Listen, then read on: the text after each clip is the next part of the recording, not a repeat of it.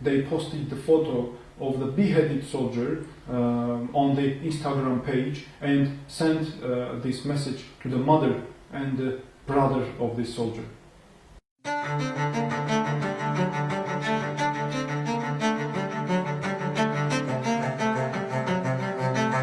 These communities were being targeted with prohibited cluster bombs. The war was accompanied by massive torture, inhuman treatment, beheadings alive. Schools, kindergartens were targeted deliberately by the Azerbaijani armed forces. Civilians had to leave their places and to find bunkers or places to live. More than 100,000 civilians became internally displaced. They had to leave their communities. Very often people had to separate from their families.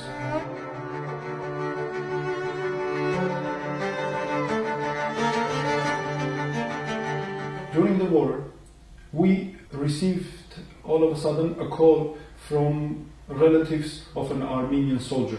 They told us that Azerbaijani soldiers called them and told the mother of an Armenian soldier that they beheaded already her son, and they were going to post the head of her son in social media. We had also a case of beheading a 69-year-old civilian. The whole process was videotaped and showed the cynical behavior of Azerbaijani forces, how Azerbaijanis are beheading the head, cutting the throat of the person, putting the head on the pig, and trying by this to show that this pig, they are demonstrating extermination of an Armenian.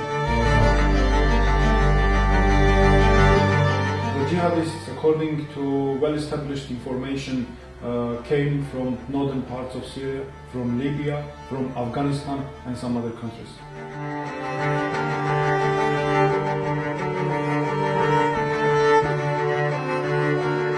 Azerbaijani authorities continue keeping Armenian captives and prisoners of war in Azerbaijan unlawfully.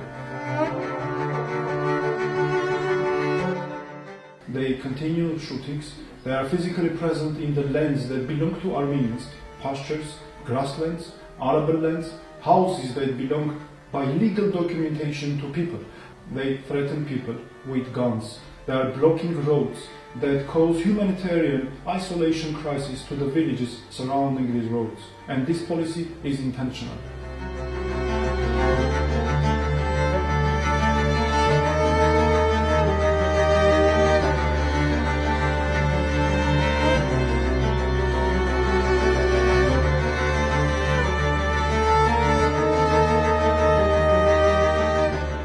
In France, during the war, there were attacks against Armenians, hate crimes, which causes difficulties, human rights tensions and threats to the democracy of these countries. What I expect as the human rights defender of my country, that France, other countries, they do push the idea and the agenda of removing these soldiers, eliminating threat to lives and security of our people.